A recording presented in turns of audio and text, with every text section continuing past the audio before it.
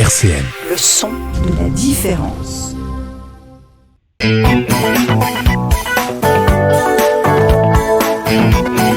On va pas se raconter d'histoire sur RCN, Philippe Rivet.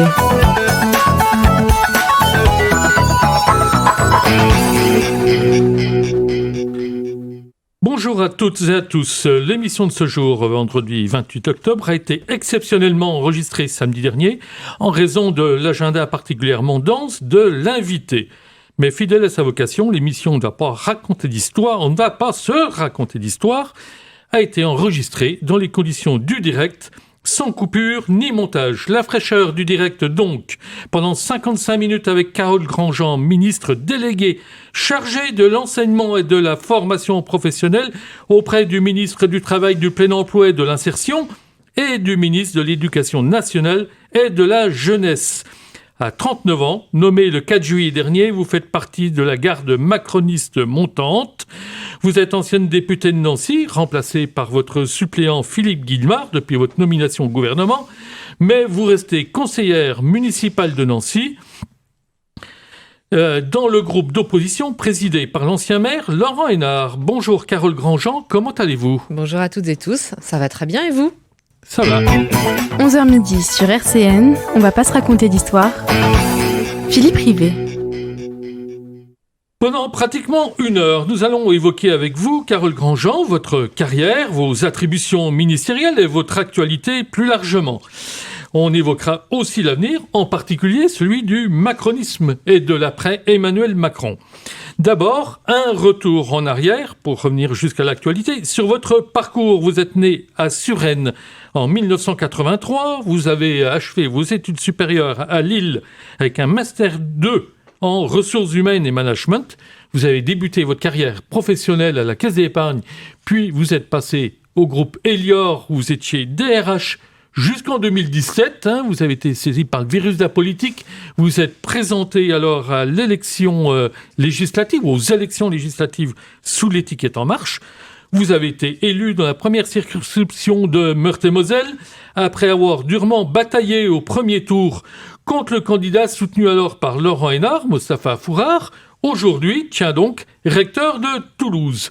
Et vous avez battu au second tour Shahinez Kirouni, qui était la députée socialiste sortante.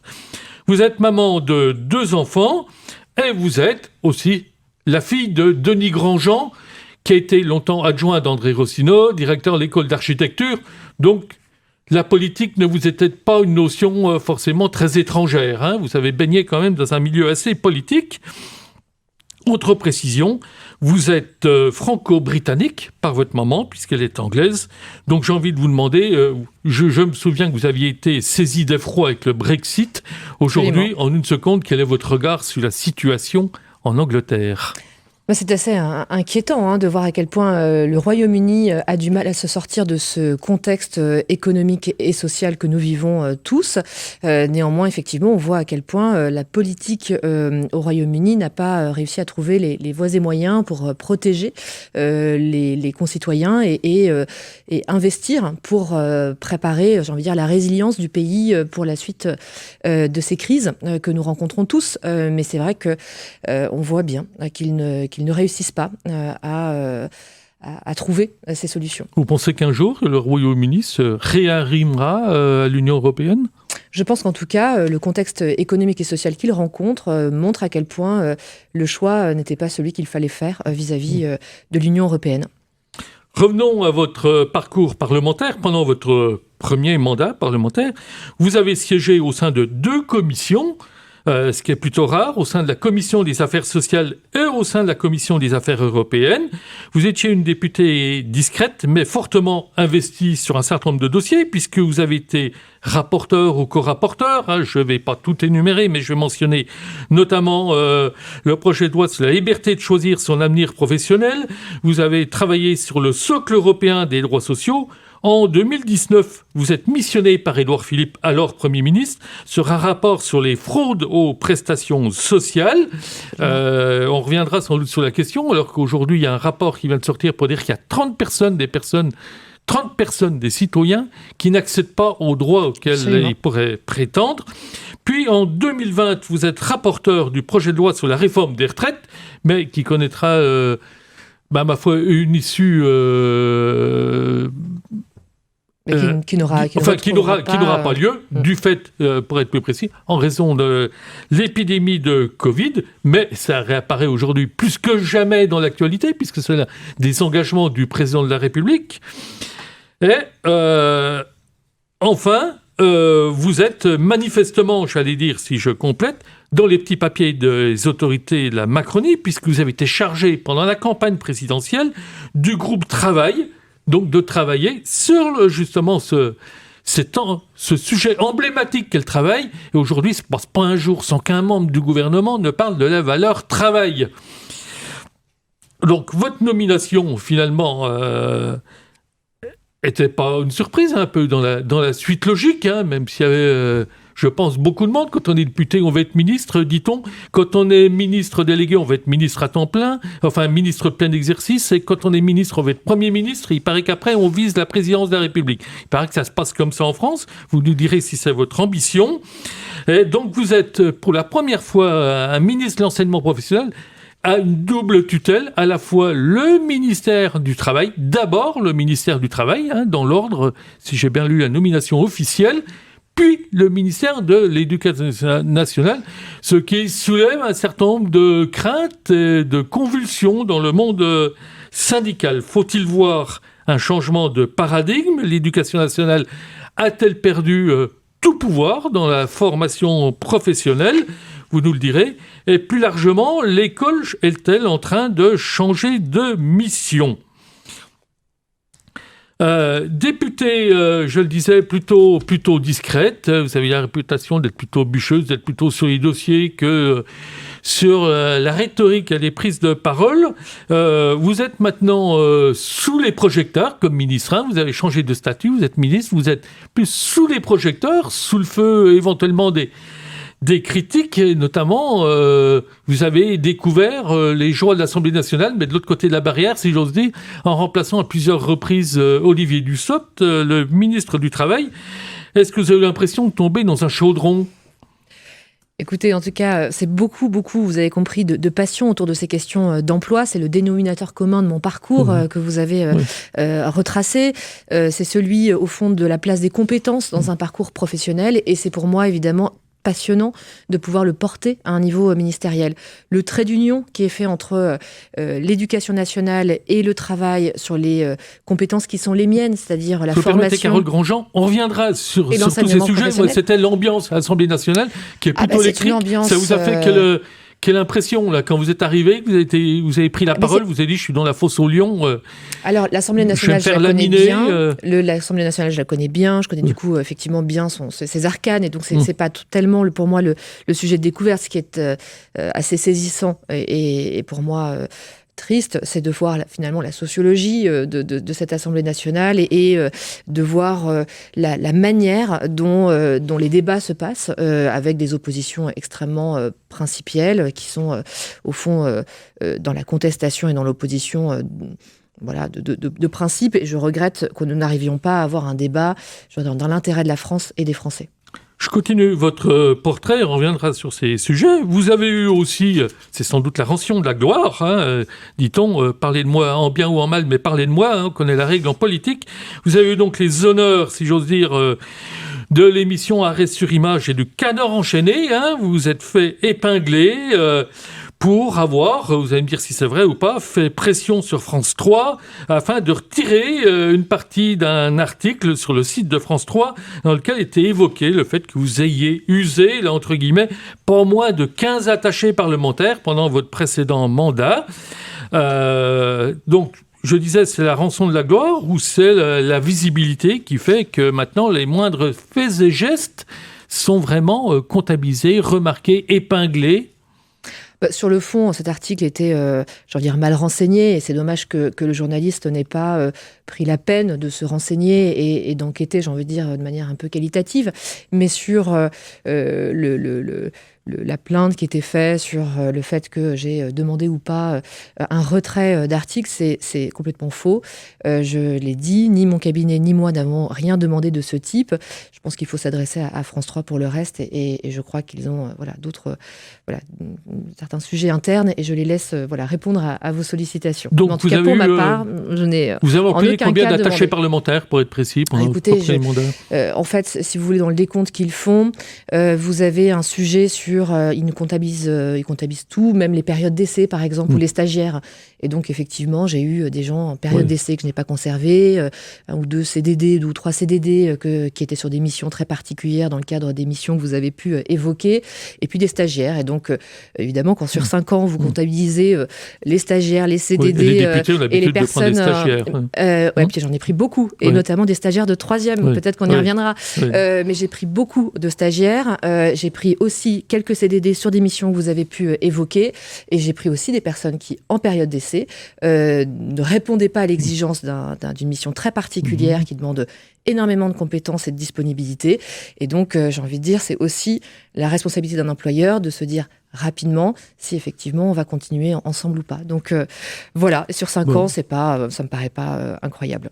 Bon, on a vu par le passé des ministres cumuler plusieurs fonctions, passer 2 jours et demi à Paris. Ce n'est plus le cas aujourd'hui.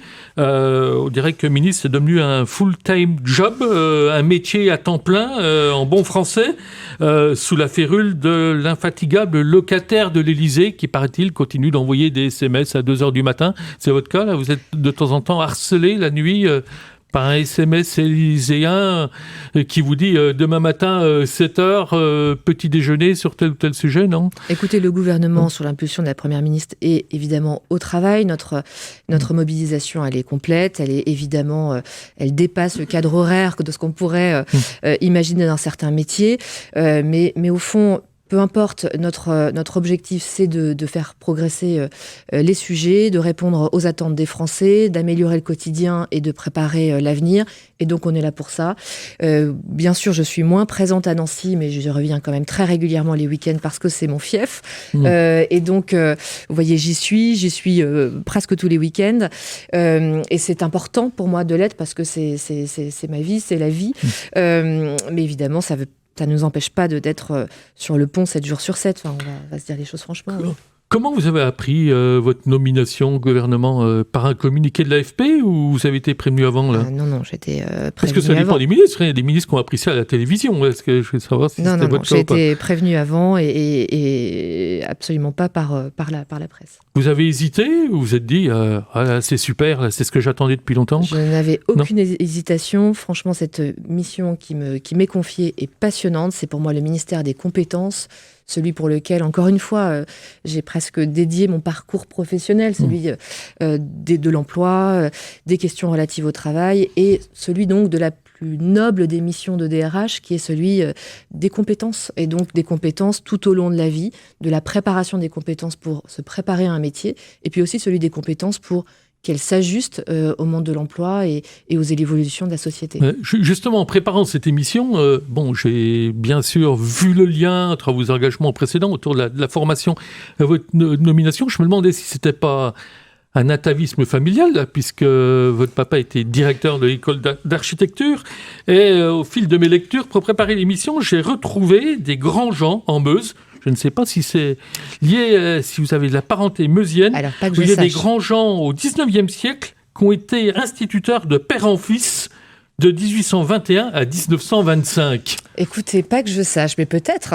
Mais alors, effectivement, on a culturellement dans la famille un engagement politique fort. J'ai des cousins qui sont dans cet environnement-là, une tante qui était très longtemps très engagée au Parti socialiste, à la ville de Suresnes. Enfin, on a toujours eu beaucoup de débats à la maison, avec des idées qui n'étaient pas forcément les mêmes dans la famille. Donc, le débat politique était assez... On parlait de politique à table chez les grands gens. Oui. On se disputait, les portes claquées, les gens revenaient avec d'autres arguments. Enfin, on est éduqués dans le débat et la confrontation politique, mais la confrontation, j'ai envie de dire, qui vise au progrès, à la réflexion, au challenge des idées de chacun. Et donc, on a eu l'habitude de ce genre de déjeuner mouvementé.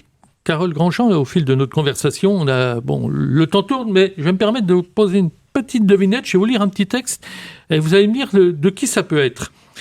Une démocratie n'a réalisé sa définition que le jour où elle a donné à chaque enfant le moyen de parvenir jusqu'au plus haut sommet de la connaissance, permettant ainsi, dans un temps où la science impose de plus en plus son autorité, de créer les élites dont une république a, plus que tout autre régime, besoin.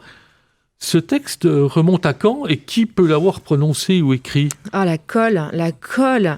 Ça pourrait être beaucoup de grands penseurs, je sais pas, Jules Ferry, mais ça pourrait être un ministre de l'Éducation nationale qui pourrait aussi porter ça, et je pense par exemple à Pap Ndiaye, donc on est vraiment ancré dans cette idée. Ça lui fera plaisir à Pap Ndiaye parce que je vais vous dire qui c'est. Dites-moi. On va pas garder le suspense plus longtemps. C'est Edo Reirio dans un rapport. Il était alors président du Conseil du cartel des gauches, dans un rapport qu'il a adressé au président de la République en 1926. En 1926, le président de la République était Gaston Doumergue. Et j'ai trouvé cette citation dans un livre écrit par Jean-François Chanet, ancien recteur de Besançon et surtout spécialiste d'histoire de l'éducation, dans un livre passionnant que je n'avais pas encore lu, qui s'appelle « L'école républicaine et les petites patries ». Donc, que je vous conseille, ce livre est absolument passionnant. Je suis en train de le terminer, je lis ça comme un roman. Un sachant. Voilà. Donc, on va poursuivre dans un premier temps sur votre champ professionnel. Justement, qui est un peu en lien, quelle est la vocation de l'école ? Est-ce que c'est former des citoyens, de former des professionnels ? On est où aujourd'hui ? Qu'est-ce qui va changer dans l'enseignement professionnel ? Si j'ai bien compris, il va y avoir plus de stages. On ne peut pas s'en plaindre. Mieux rémunéré, on ne peut pas s'en plaindre non plus. Est-ce qu'il y aura plus d'alternance ? Ça, ce qui est plutôt une bonne idée, mais est-ce qu'il n'y a pas un risque ? Disent les syndicats, parce que vous avez quand même les 7 principales fédérations syndicales qui sont contre vous, là, qui sont opposées au projet de réforme de l'enseignement professionnel, qui a déjà lui-même subi un certain nombre de réformes. Donc, qu'est-ce que vous répondez là-dessus ? L'école, bien sûr, est là pour préparer les citoyens de demain, nos enfants, dans leur connaissance, j'ai envie de dire, de savoirs fondamentaux. Mais on voit bien aussi à quel point l'école est de plus en plus sollicitée pour accompagner d'autres types de valeurs, de savoir-être, à quel point l'exigence aussi de la société vis-à-vis de l'éducation nationale est de plus en plus forte. Et rappelons-le, avec toutes ces questions sur la laïcité, sur lesquelles peut-être nous pourrons revenir. Nous reviendrons aussi en deuxième partie d'émission. Mais au fond, toutes ces questions-là, on voit à quel point l'exigence sur l'école est de plus en plus forte. Pour ma part, qui suis donc ministre déléguée sur l'enseignement professionnel, les questions que je vais porter sont autour de la voie professionnelle. Et pour ces élèves qui, pour un tiers des lycéens, donc on parle d'un tiers des lycéens qui passent par la voie professionnelle. Oui, c'est à peu près 650 000 élèves qui sont concernés. Pour ces élèves-là, qui ont choisi la voie professionnelle plutôt que leurs autres camarades. Qui ont choisi ou qui subissent ? Ou qui subissent, absolument. Enfin, qui ont une orientation subie. Et donc ça, c'est un des vrais défis. C'est un vrai sujet, l'orientation, depuis des années. Bien sûr. Mais pour ces élèves, dans la mesure où ils sont en voie professionnelle, il faut que la promesse républicaine, qui est celui de la professionnalisation qui est annoncée dans la voie professionnelle, soit une réussite. Et or, ce qu'on voit, et c'est aussi en réponse à ce que vous dites, or, ce qu'on voit, c'est que 2 tiers des élèves décrocheurs viennent de la voie professionnelle, et aussi pour les questions d'orientation subie que vous évoquez, aussi pour des questions de fragilité des élèves. Même si on peut dire que le décrochage, là-dessus, il y a une continuité républicaine, ça avait été amorcé sous Sarkozy, ça s'est poursuivi oui, et puis ce décrochage, Hollande, il est déjà il est moins fort, mais il reste fort, trop fort. Il reste trop fort, et au fond, évidemment que les enseignants ne sont pas responsables, les enseignants de la voie professionnelle ne sont pas responsables de ce décrochage, je peux me permettre de le dire. L'engagement des professeurs, il est incroyable. Mais par contre, effectivement, le décrochage qui est souvent constaté déjà au collège, pour des tas de raisons, se retrouve dans la voie professionnelle concentrée. Et donc, aujourd'hui, tout le défi pour nous, il est de se dire, OK, on a un taux de décrochage qui est important.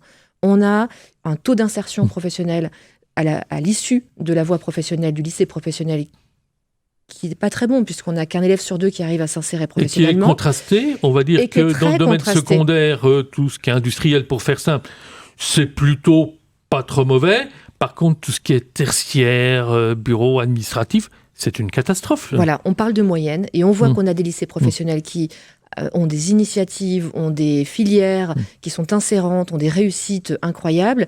Puis on voit aussi qu'on a d'autres lycées professionnels qui ont plus de difficultés. Et c'est donc collectivement qu'il faut qu'on se dise qu'on a tous notre part à prendre pour faire de la voie professionnelle une réussite, que nous devons ça aux élèves. Mais est-ce que vous pouvez le faire sans les professeurs, sans le soutien des organisations syndicales, alors qu'un rapport est tombé il y a quelques jours, qui émane du ministère de l'Éducation nationale, qui rappelle qu'un enseignant sur 2 ressent, il est ou il n'est pas, mais ressent de l'épuisement professionnel. Mais bien sûr, je l'entends parfaitement. J'entends aussi l'anxiété des enseignants qui s'expriment régulièrement et oui, encore mais vous récemment. Dites d'accord, vous nous entendez, Madame la Ministre, mais ça suffit pas de nous entendre. Là. C'est pourquoi j'ai lancé des groupes de travail et groupes, du dialogue social. 4 groupes de travail. Un qui va travailler sur comment est-ce qu'on lutte mieux contre le décrochage, l'autre sur comment est-ce qu'on accompagne mieux l'insertion professionnelle des jeunes, le troisième sur comment est-ce qu'on poursuit les études de manière plus réussie pour ces jeunes, parce que là aussi c'est un défi, comment est-ce qu'on les met en situation de réussite, et puis comment est-ce qu'on donne aussi aux établissements, c'est le 4e groupe de travail,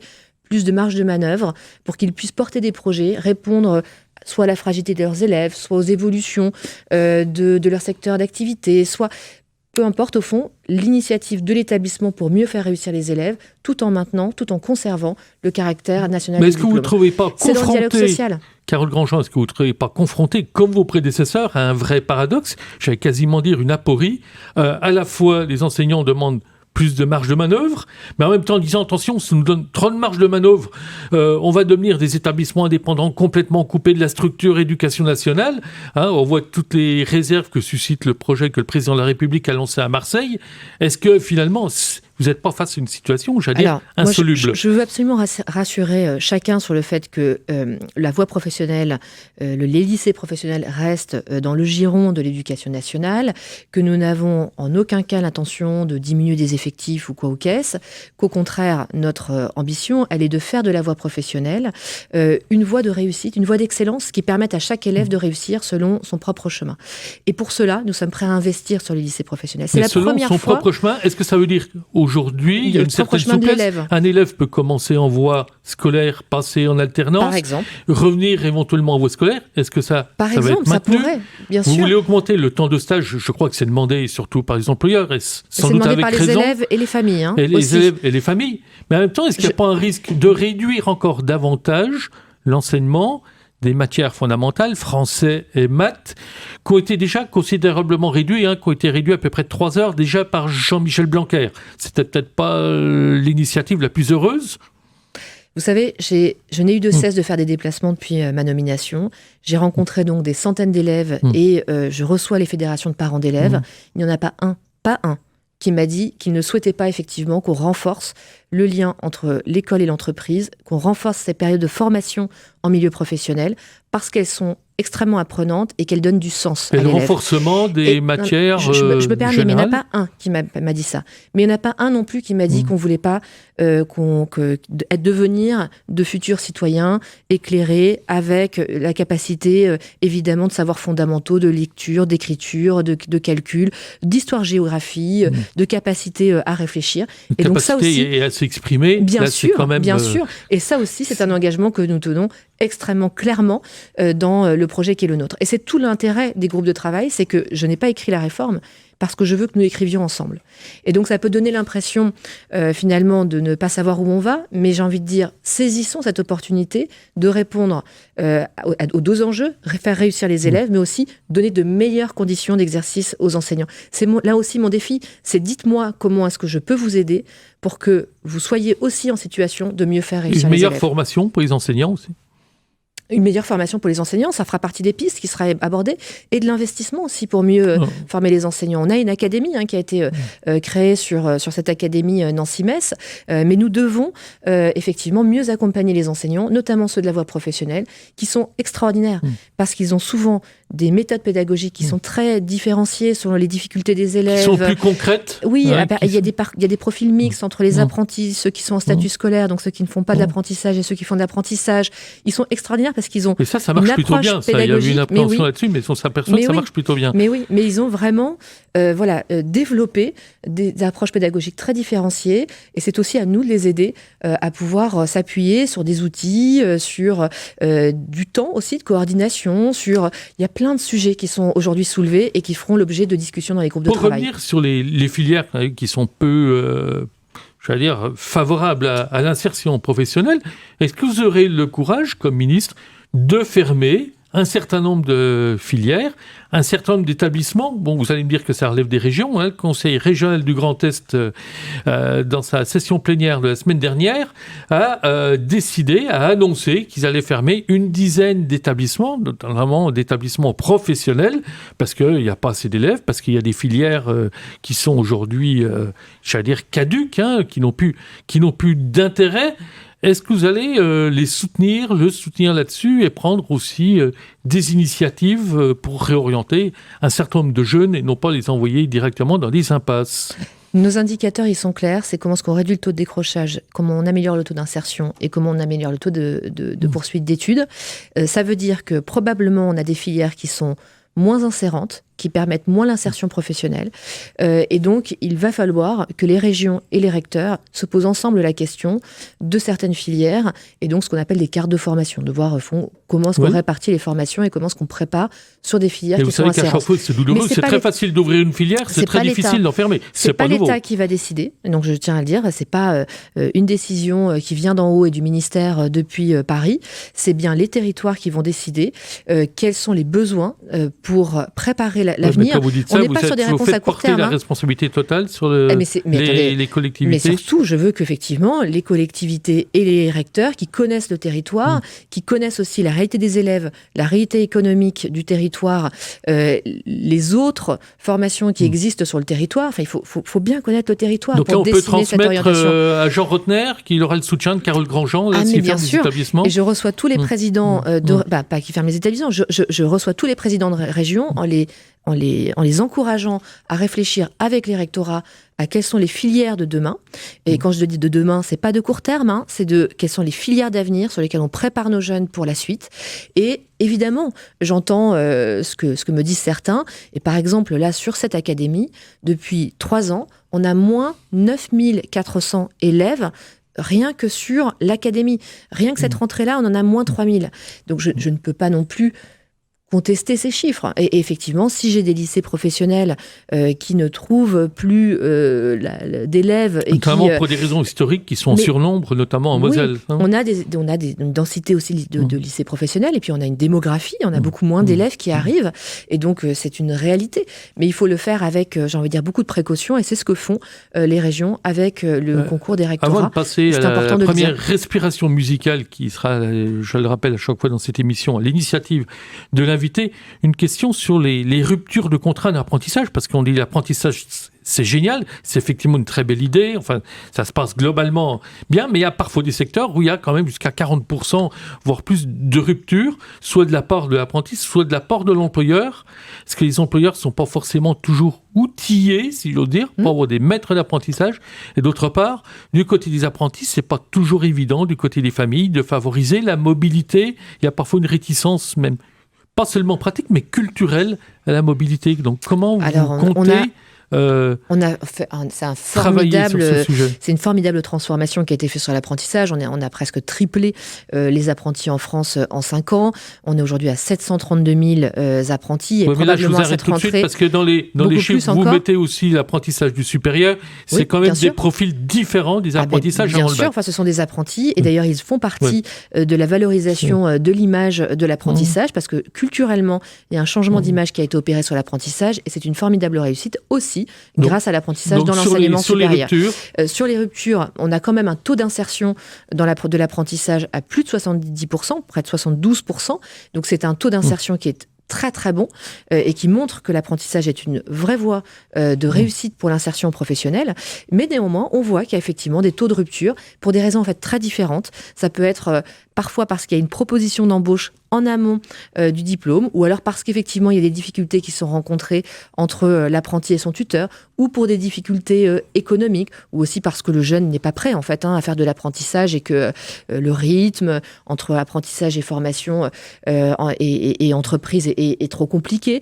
Donc les raisons, elles sont multiples et ce sont évidemment des sujets sur lesquels on va travailler et avec les organisations patronales, on a commencé à discuter de cet enjeu qui est celui d'accompagner le jeune jusqu'au bout de l'apprentissage. Mais encore une fois, les motivations, elles sont très disparates. Bon, allez, respiration musicale, ça nous ferait très grand bien là, en fin de semaine. Jusqu'à midi, on va pas se raconter d'histoire sur RCN. Nous sommes en compagnie de Carole Grandjean, ministre déléguée à l'enseignement et à la formation professionnelle. Nous allons aborder maintenant la deuxième partie de l'émission qui sera encore un peu plus politique, si c'était besoin, mais vous adorez la politique. Et donc en première question, finalement, on va prendre un sujet que vous aviez déjà effleuré tout à l'heure. Là, je pensais le voir un peu plus tard, mais vous l'avez effleuré, c'est bien. C'est la laïcité. Pape Diaye a fait des déclarations assez fortes il y a quelque temps, le ministre de l'Éducation nationale, sur la laïcité, mais ça n'a pas encore satisfait tout le monde. Jean-Pierre Robin, qui est un spécialiste de la laïcité, s'il en est, et qui avait d'ailleurs répondu à une mission que lui avait confiée Jean-Michel Blanquer, donc le prédécesseur de Pape Diaye, trouve que les déclarations de Pape Diaye ne vont pas assez loin, ce n'est pas suffisant, dit-il. Jusqu'où faut-il aller ? Est-ce que c'est vraiment suffisamment clair ? Est-ce que la loi de 2004 ne mérite pas quand même un toilettage ou un renforcement ? Je crois que la loi de 2004 qui interdit le port de signes religieux ostensibles, elle est extrêmement claire et elle ne doit pas forcément rentrer dans le détail. Parce que quand vous commencez à détailler les mesures ou les signes qui doivent pouvoir effectivement faire l'objet de l'interdiction et donc de mesures, vous risquez d'en exclure d'autres et de commencer à pinailler sur le nombre de centimètres ou sur... voilà. Et donc il s'agit pour nous très clairement de nous inscrire dans la loi de 2004 qui pose ces principes de manière extrêmement explicite, mais qui est probablement... Ce qui veut dire qu'elle n'était pas appliquée, mal appliquée ou... Mais c'est pas si simple pour les équipes pédagogiques et les équipes enseignantes d'être au quotidien sur cet enjeu-là. C'est pas si simple, pourquoi ? Parce que la loi n'est pas assez claire, trop compliquée ? C'est pas si simple parce que c'est une exigence du quotidien avec qui s'ajoute à toutes les autres responsabilités qui sont les leurs, parce que la formation aussi qui leur est dispensée n'est probablement pas à la hauteur de ce qu'est ce combat finalement aussi en France. Et donc, on a un énorme enjeu de formation professionnelle. Et donc, je suis dans mon cœur de thème pour les enseignants sur ces sujets. On a 300 000 enseignants qu'on doit former d'ici à la fin du quinquennat sur ce sujet. On a aussi des équipes valeurs de la République qui se sont constituées ces dernières années et qui doivent encore prendre toute leur place dans leur mission. Et donc, tout ça est en train de se développer, mais ça ne se fait pas aussi facilement, ça ne se fait pas d'un claquement de doigts, il faut bien le comprendre. Je vais vous redonner une autre citation, après celle d'Édouard Herriot. Je vais vous citer la personne, c'est Alnous Chalmani, qui est chroniqueuse à l'Express et qui, la semaine dernière, estimait dans sa chronique que l'école était devenue le terrain de jeu des islamistes. Écoutez, là, vraiment, je crois qu'on va trop loin. Je crois que chacun agit d'arrache-pied et les équipes pédagogiques et enseignantes, tout comme Monsieur le ministre Pape Ndiaye, ministre de l'enseignement, de l'éducation nationale, et de la jeunesse, tout comme moi, nous sommes évidemment mobilisés pour que l'école soit un sanctuaire républicain qui, évidemment, porte les valeurs de la laïcité, j'ai envie de dire, comme un des principes fondamentaux de ce qui fait notre unité. Mais il faut cesser finalement de chercher à polémiquer sur ce qui est un sujet, assurément, sur lequel que nous prenons à bras-le-corps, sur lequel nous ne tergiverserons pas, mais qui doit faire l'objet aussi d'une approche poser, réfléchir, raisonner, accompagner des équipes pédagogiques. Je vais vous poser une question concrète là-dessus, Carole Grandjean, pratique. Je crois que c'est le Conseil d'État qui a dit que les mères de famille voilées qui accompagnaient les enfants pouvaient rester voilées parce qu'elles ne relevaient pas du personnel de l'Éducation nationale. Sauf que le problème se corse un peu, si j'ose dire. Un directeur d'école m'a rappelé récemment, pas plus tard que la semaine dernière, qu'il avait été obligé d'accueillir des mères de famille, parce que son école est ouverte, pour des activités au sein de l'école, et qu'il y a des mères de famille voilées qui sont venues, et qu'il n'a pas eu de réponse de ces autorités, enfin de l'inspection ou du rectorat, et qu'il a été obligé de faire avec de façon pragmatique, et qu'il s'est senti démuni. J'entends, je comprends. Et c'est là Donc, où... qu'est-ce que vous lui répondez ? Comment faire ? Ces équipes de valeurs de la République doivent pouvoir effectivement être beaucoup plus proactives, répondre, réagir, être en accompagnement des chefs d'établissement comme des enseignants dans leur pratique au quotidien. Et c'est là où on doit monter finalement collectivement en charge, en puissance, pour être effectivement dans le meilleur accompagnement des personnels qui, au quotidien, sont formidablement engagés autour des valeurs qui font celles de la République et notamment celles de la laïcité. Puisqu'on en est au chapitre clarification, ça va être la deuxième partie de l'émission, on va essayer de clarifier ce qu'est le macronisme. Pour vous qui avez cette définition, je vais donner 2 exemples locaux. Vous faites partie du groupe d'opposition de droite au conseil municipal, alors que l'un de vos responsables macronistes, bien connu, Christophe Chauzeroch, que j'avais eu déjà le plaisir de recevoir à l'antenne, lui a même été un temps président du groupe majoritaire et reste proche aujourd'hui de Mathieu Klein, puisqu'il vote tous les budgets, qu'il vote un certain nombre de dossiers et qu'il a un certain nombre de responsabilités. Est-ce que le macronisme, c'est les 2 bouts de l'élastique là ? Écoutez, je crois que le macronisme a toujours clairement dit qu'il dépassait cette question de je suis de gauche, je suis de droite, comment je m'inscris finalement dans ces positionnements politiques de parti. Nous sommes sur des projets. L'idée est très claire sur le fait que chacun est aussi libre dans notre mouvement politique de porter ses idées. Est-ce que vous comprenez que les citoyens ont quand même du mal à s'y retrouver en disant tiens, ça c'est plutôt de gauche, c'est plutôt de droite, le macronisme, c'est où ? Mais en même temps... que ce qui fonde quand même l'histoire de la République et de la vie politique française, c'est quand même pas le droite-gauche depuis la Révolution ? Écoutez, moi, je pense qu'effectivement, nous devons dépasser ces clivages-là. C'est le sens d'ailleurs de mon engagement en 2017, c'est de dire, peu m'importe de savoir si ça vient du Parti socialiste ou de je ne sais quel parti. L'idée pour moi, c'est de répondre à des enjeux de société, de pouvoir par des législations ou des décisions politiques faire avancer et progresser le pays. Et je dépasse en fait cette question-là. Ça n'est pas le sens de l'engagement. Concrètement, vous êtes dans le groupe, vous êtes dans l'opposition à Mathieu Klein. Est-ce que vous dites, on va prendre un exemple concret, est-ce que vous allez voter ou pas son budget ? Est-ce que vous dites Mathieu Klein, un peu comme Valérie Debord, avec laquelle vous siégez, vous êtes dans le même groupe, qui déclarait il y a 2 semaines dans l'Est républicain, Mathieu Klein, c'est les échecs sur toute la ligne ? Écoutez, je partage en tout cas l'idée que nous ne sommes pas pleinement satisfaits, c'est le moins qu'on puisse dire, du mandat local, que nous avions entendu l'ensemble des promesses qui avaient été faites par Monsieur le Président de la Métropole et Monsieur le maire de Nancy, que force est de constater que nous attendons un certain nombre des promesses effectuées. Vous, personnellement, qu'est-ce que vous lui reprochez ? Quels sont vos principaux reproches ? Et puis que le budget,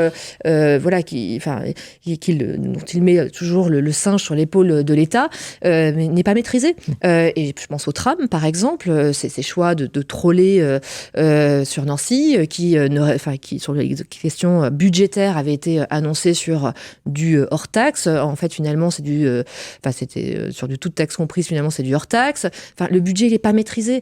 Et donc, il faut arrêter d'aller toujours se dire c'est l'État qui doit pouvoir contribuer, c'est l'État qui ne fait pas le job, c'est l'État... Non, chacun ses responsabilités. Question la collectivité en a une, en passant, et il doit porter les siennes. Très, très local aussi, la piétonisation, bonne idée, mauvaise idée ? Moi, je reproche surtout la méthode. Je pense que de la piétonisation sur certaines périodes et à certains endroits fait sens. Elle fait partie de la qualité de vie des Nancéens.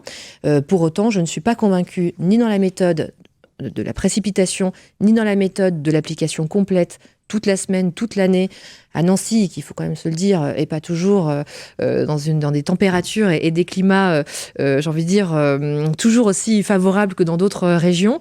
Je pense qu'effectivement, ce n'est pas forcément une bonne idée. Et j'aurais travailler plutôt la méthode que le fond, parce qu'au fond, l'idée d'avoir une piétonisation renforcée fait partie de l'attractivité d'une ville qui, en plus, se tourne de plus en plus vers le tourisme, de plus en plus aussi vers des engagements environnementaux. Et donc, tout cela, je l'entends parfaitement, ça va dans le sens, j'ai envie de dire, du progrès social attendu par les Français et les Nancéens. Donc, je trouve ça tout à fait honorable et à soutenir.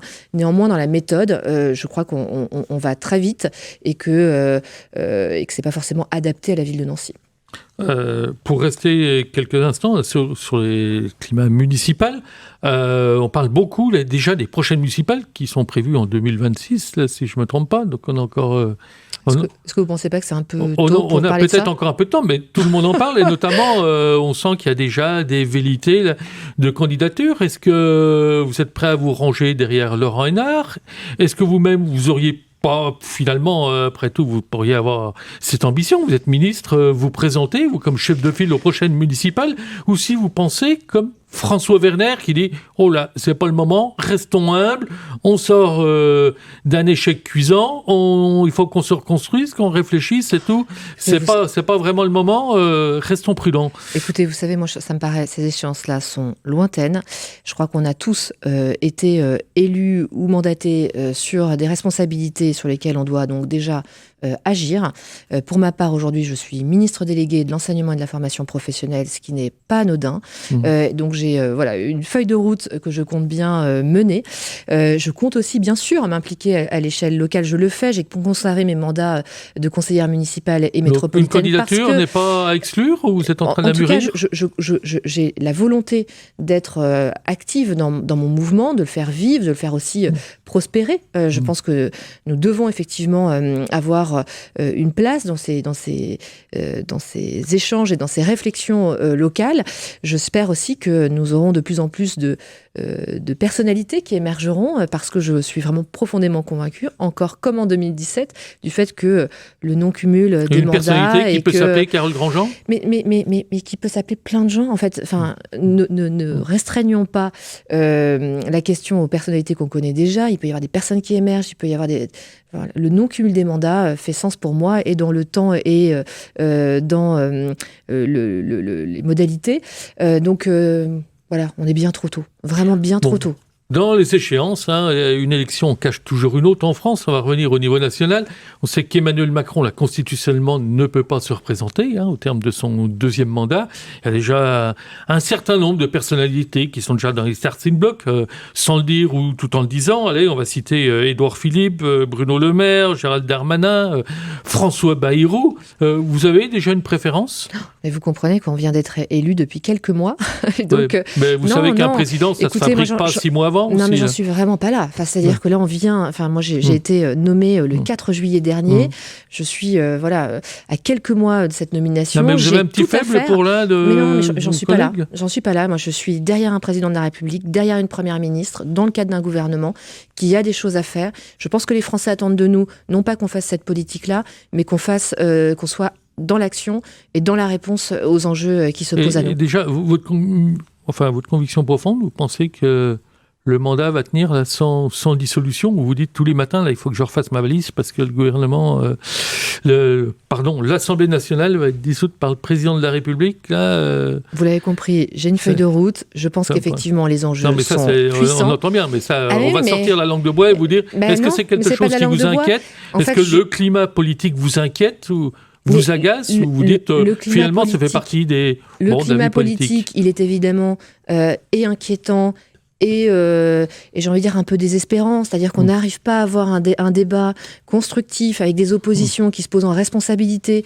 On est, pour moi, dans tout ce qu'on a cherché à rejeter en 2017, c'est-à-dire le dogme des partis, l'idée effectivement de chacun qui se camponne sur des positions de principe les plus démagogiques possibles pour faire du buzz. Et donc, je regrette effectivement ce contexte de débat que nous avons au sein de l'Assemblée nationale. J'espère que les différents partis politiques évolueront dans leur pratique politique au sein du Parlement, de manière à ce que nous puissions avoir un débat constructif, en responsabilité.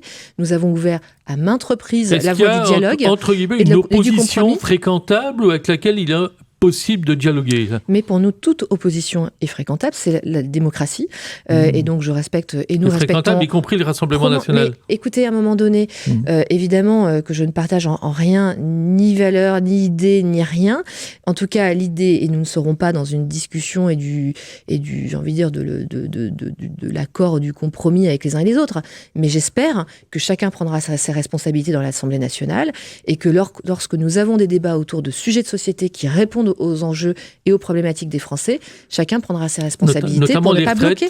Est-ce que vous pensez que le sujet des retraites a été bien amené et qu'on sent des voix discordantes de la majorité? On a vu les interviews d'Édouard Philippe qui pousse les feux en disant il faut que ça soit 65, 67, qu'on fasse attention à la dette, qui donne un peu des leçons de gestion quand même. Vous connaissez, ce qui peut être un peu désagréable pour la première ministre en place. Est-ce que vous connaissez une seule réforme des retraites qui a permis un débat serein et constructif ? Non, mais il y a très longtemps qu'il n'y a pas eu un débat là-dessus. Non, mais vous êtes convaincu par les 65 ans ou si vous pensez qu'il faut plutôt allonger les cotisations? Je suis convaincu par le fait, en tout cas, que nous devons effectivement accompagner le vieillissement des populations et cet allongement de l'indemnisation que nous avons dans le cadre de nos retraites, puisque voilà, on est de plus en plus longtemps retraités et que ça ne peut pas se faire au détriment des futures générations qui aujourd'hui cotisent pour nous. Et donc, c'est important qu'on trouve un système qui soit à l'équilibre et on voit les projections du corps, donc du Conseil d'orientation des retraites, est extrêmement clair. L'endettement, même si à court terme il s'améliore, à moyen terme, il va être extrêmement détérioré. Donc les futures générations se disent aujourd'hui, et je les comprends, on cotise, mais on ne sait pas ce qu'on aura. Mais s'il n'y a pas et des ça, c'est une responsabilité que nous avons. Rétablir les critères de pénibilité qui avaient été supprimés par Emmanuel Macron dans le précédent mandat, est-ce qu'ils vont revenir? C'est ce qui est ouvert aujourd'hui dans le cadre du dialogue social qui est mené par la Première ministre et monsieur le ministre du Travail, Olivier Dussopt. Des négociations sont ouvertes pour que les modalités de cet enjeu sur les retraites soient discutées. Et donc, je crois que chacun aujourd'hui doit prendre ses responsabilités pour discuter un mot avant dans ce cadre. Qu'on aborde un thème plus léger qui sont le questionnaire de Proust. C'est quand même sur le climat social qui est quand même pas très bon, même si on a vu que les mobilisations, sauf dans les raffineries, mais ailleurs les mobilisations n'ont pas été exceptionnelles. Cependant, il y a quand même 10 millions de personnes, 12 millions de personnes qui sont en précarité ou en grande précarité en France, alors qu'on est l'un des pays les plus redistributifs. Qu'est-ce qui cloche? Ça, c'est important de le dire. L'INSEE vient de sortir des statistiques très claires. La pauvreté en France ne s'est pas détériorée malgré la crise Covid et malgré la crise ukrainienne. Il y a eu le quoi qu'il en coûte qui était un bon produit. Voilà, exactement. On a effectivement mis des moyens exceptionnels comme nulle part ailleurs. Et alors que ce taux de pauvreté se dégrade dans la plupart des autres pays, et notamment européens. Il reste fort, quand même 12 millions de personnes en difficulté. Mais si vous voulez, mais qu'est-ce qui cloche aussi, alors que c'est un pays très redistributif? Entendez aussi que malgré les crises que nous avons connues et que nous connaissons encore, ce taux-là, il ne se dégrade pas, ce qui montre à quel point l'engagement de l'État est fort pour justement protéger les plus fragiles. Mais qu'est-ce qu'il faut modifier alors qu'encore un tiers des personnes qui sont en difficulté, qui ne demandent pas leurs droits, parce que c'est parfois trop compliqué pour elles. Que ça permet à l'État, en passant, de faire 10 milliards d'économies par an. Alors, le non-recours au droit que vous évoquez, il est pour moi un sujet majeur. D'ailleurs, dans le rapport sur les fraudes que j'avais pu faire lors de la mission gouvernementale qui m'avait été confiée, j'avais ciblé le fait que le partage de données entre les différentes administrations devait pouvoir, bien sûr, lutter contre les fraudes, mais aussi contre le non-recours au droit. Pourquoi ? Parce que si vous avez des données qui, entre l'administration fiscale, la CAF ou la Caisse des retraites, vient montrer qu'on a effectivement des publics qui sont en extrême fragilité parce que n'ont pas les ressources, mais que pour autant ils ne bénéficient pas d'aide de la CAF par exemple, on doit pouvoir effectivement avoir de manière proactive une proposition vis-à-vis de ces personnes. C'est tout l'intérêt pour moi du partage de données, c'est de mieux lutter contre le non-recours au droit, et je l'avais très clairement indiqué dans mon rapport, j'en suis convaincue. Le président de la République l'avait porté aussi sur le sujet solidarité à la source dans le cadre de la campagne présidentielle, et j'espère que nous irons au bout de ce sujet-là, parce que c'est évident, la solidarité à la source est un des défis de société que nous avons. Carole Grandjean, on vous réinvitera pour parler de tous ces sujets. Maintenant, on va passer à un sujet plus léger, le questionnaire de Proust, parce que le temps presse. On va pas se raconter d'histoire sur RCN. questionnaire de Proust revisité par mes soins. Quel est votre principal défaut ? Écoutez, principal défaut, la ténacité. Ça peut être une qualité Oui, aussi. ça peut être une qualité, mais enfin, je veux aller jusqu'au bout quand je démarre quelque chose. Vous êtes jusqu'au Je ne lâche boutiste. pas. Voilà, vous lâchez rien. Votre fatigant. Votre activité préférée quand vous ne faites pas de politique ? Du violon. Du violon. Votre personnage historique préféré ? Olympe de Gouges, qui magnifique. a sa statue à l'Assemblée nationale. Ouais, Et magnifique. j'ai eu l'occasion de l'admirer. L'homme ou la femme politique que vous détestez le plus ?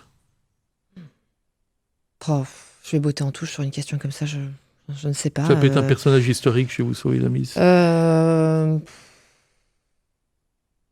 ne sais pas. Non, vous détestez personne.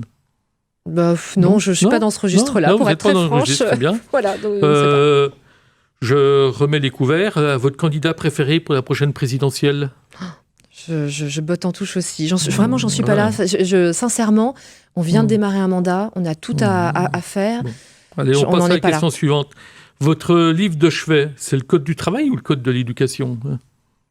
J'en choisirais probablement un autre. Encore un autre. Mais encore un autre, ça peut être lequel ?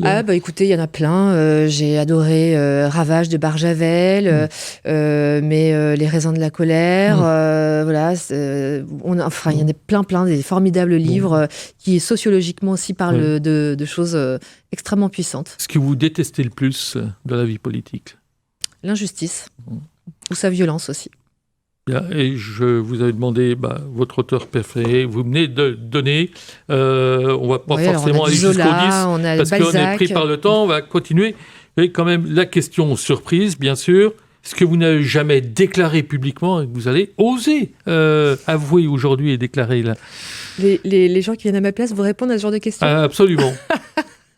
Écoutez, si j'ai jamais donné un secret jusqu'à là, ça me paraît pas évident de vous le dire parce que mes parents écoutent. Donc, j'aimerais garder mon jardin intime. Mes équipes écoutent. Si je dis des choses, notamment sur le fait que je continuerai à gérer mes réseaux sociaux, ils vont m'en vouloir. C'est difficile parce que je me sens traquée. Je ne sais que vous dire.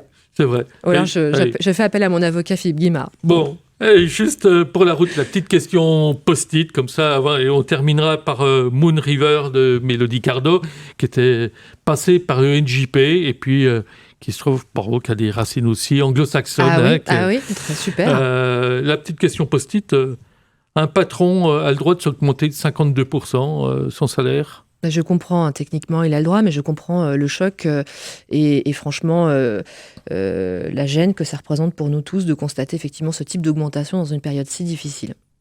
Voilà, je faisais bien sûr allusion à Patrick Pouyanné, PDG de Total, tout le monde avait compris. J'ai bien compris et on est effectivement... Merci Carole Grandjean d'avoir accepté cette invitation, on vous réinvitera avec plaisir. Et on termine avec Mélodie Gardot.